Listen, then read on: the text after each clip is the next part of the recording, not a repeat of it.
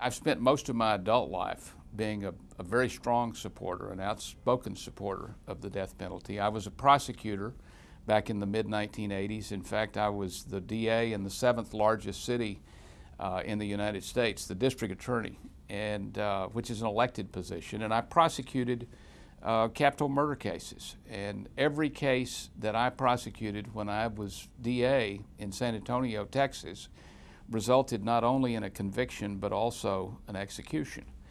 And so I'm unique in the sense that there really aren't any other former elected prosecutors in the United States who oppose the death penalty today.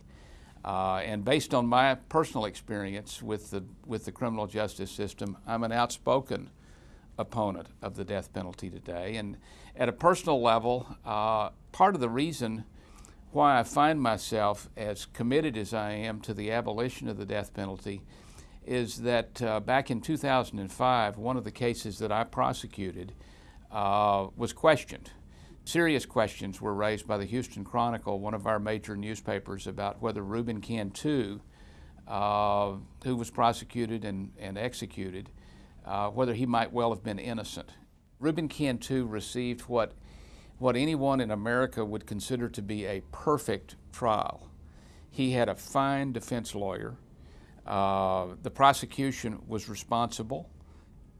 He had a good judge who applied the law fairly. And the only thing that the jury did was what we asked them to do. They convicted him. We were certain that he was guilty.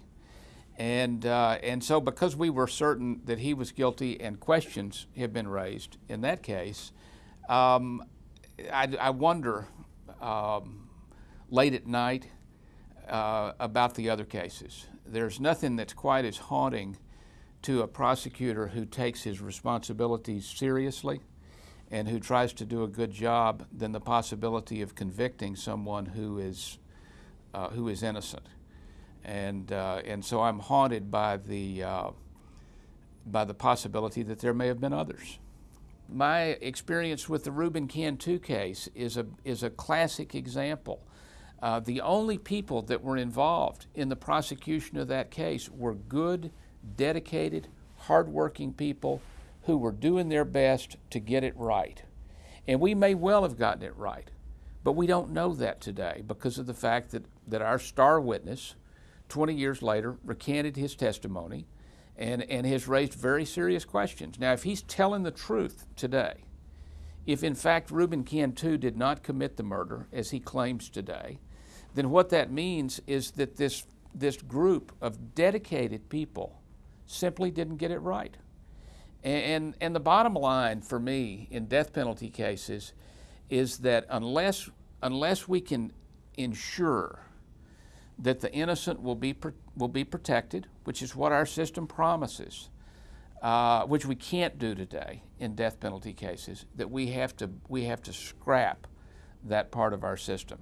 We have to say that the death penalty is a vestige of our past.